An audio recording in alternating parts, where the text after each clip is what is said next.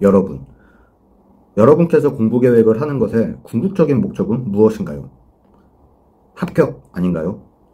그런데 많은 분들이 공부 계획을 단순히 공부량을 정하는 거로만 생각을 하시더라고요. 이 공부 계획은 여러분들에게 자신감을 심어줄 것입니다.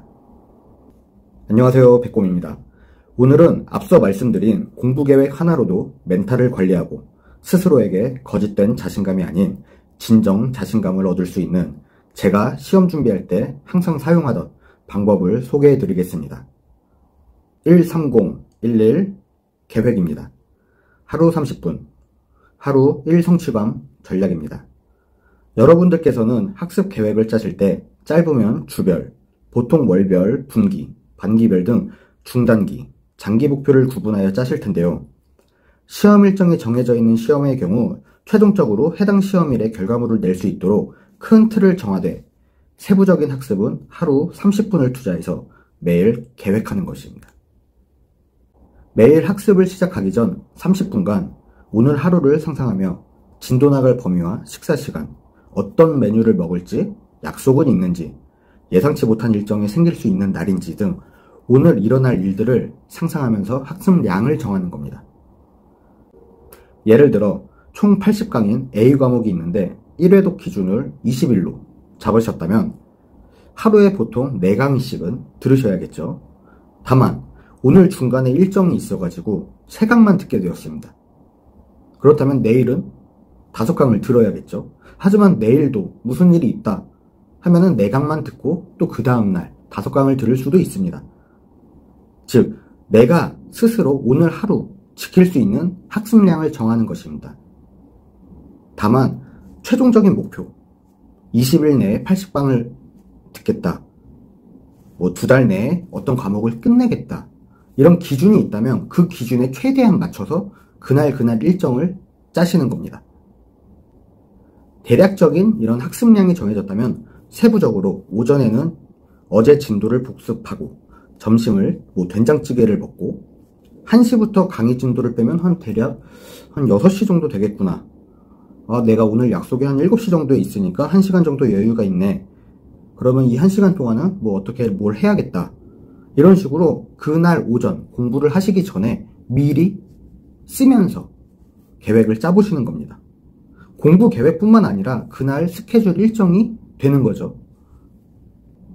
이렇게 한 후에 하루를 마감하실 때 내가 오늘 계획한 대로 학습량을 하였고 그 와중에서 개인 일정도 소화를 해냈고 이런 계획이 성공했다면 그것 또한 표시를 해줍니다. 예쁘게 지우셔도 괜찮고 성공을 했다는 의미로, 아니면은 본인만의 그림 표식이 있다면 그런 것도 좋습니다. 성취감을 느낄 수 있는 표식이라면 어떤 거든 좋습니다. 이것을 매일 반복하게 되면 기대되는 효과는 다음과 같습니다. 1. 방향을 잃지 않는 학습. 공시생 공부기간이 짧은 건 아닙니다. 공부를 막연히 긴 시간 하다 보면 어느새 일정과 상관없이 현재의 기분과 예기치 못한 상황에 진도가 들쑥날쑥하는 날이 상당히 많아집니다. 이는 시간이 지날수록 스트레스는 늘지만 학습 자체에 대한 긴장감은 줄어들어서 성적에 좋지 않은 영향을 끼칩니다. 전체적인 하루의 흐름을 미리 생각해보므로써 내가 목표하는 바가 무엇인지 매일 생각하게 되는 시간은 여러분들이 방향을 잃으려 할 때 중심을 잡아줄 것입니다. 2번째, 성취감 축적입니다. 성취감은 경험을 통해 얻을 수 있는 감정입니다. 매일 내가 계획한 일정을 소화함으로써 조금씩 성취감이 누적되고 이는 자신감으로 바뀌게 됩니다. 제가 좋아하는 유튜브를 보는데 유명 연예인이 이런 말을 하더군요. 자신감은 경험을 통해서만 나온다. 그러면 공시생은 어떤 경험을 해야 할까요? 당연히 합격, 성공, 무언가를 이루는 성취감입니다.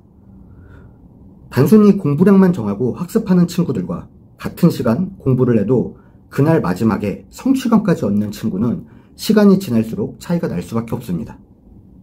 3번째, 유연한 학습 진도.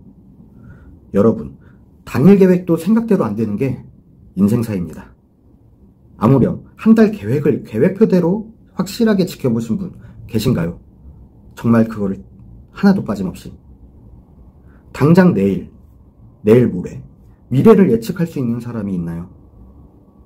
계획이 계획대로 안 된다면 상실감은 커지고 이에 따른 진도 부담감은 심리적 압박으로 작용해 공부가 아닌 진도 빼는 학습에 치우쳐하실 위험이 높습니다. 즉, 내 자신이 계획표를 조절하는 것이 아닌 계획표에 나를 맞추게 되어 잘못된 하루를 보내는 것입니다. 작심 3일이라는 말이 있습니다. 3일 정도는 지킬 수 있다는 거예요. 3일만 한다 이게 아닙니다, 여러분. 3일이나 하는 겁니다. 여러분, 그러면 얼마나 쉽습니까? 작심 3일 120번만 하십시오. 합격합니다. 여러분, 공부 계획표뿐만 아니라 같은 24시간이어도 어떻게 활용하냐에 따라 그날 내가 얻는 경험치는 분명 달라집니다. 부위별 운동을 할 때 어느 근육 신경 쓰세요? 이런 말을 들어보셨을 거예요. 뭐 필라테스, 여성분들은 필라테스나 이런 거 갈 때도 뭐 요가도 그렇겠죠. 호흡이 중요합니다. 호흡 한번 신경 써보세요. 그렇게 하면은 호흡만 해도 정말 힘들어요. 숨만 쉬는데 왜 힘들지? 필라테스 해보신 분들은 또 아실 겁니다. 저 해봤습니다. 즉, 이렇게 똑같이 움직이는 것 같은데, 남들이 볼 때는 똑같이 움직이는 것 같은데, 신경을 쓰냐 안 쓰냐에 따라서 조금씩 차이가 벌어지기 시작합니다.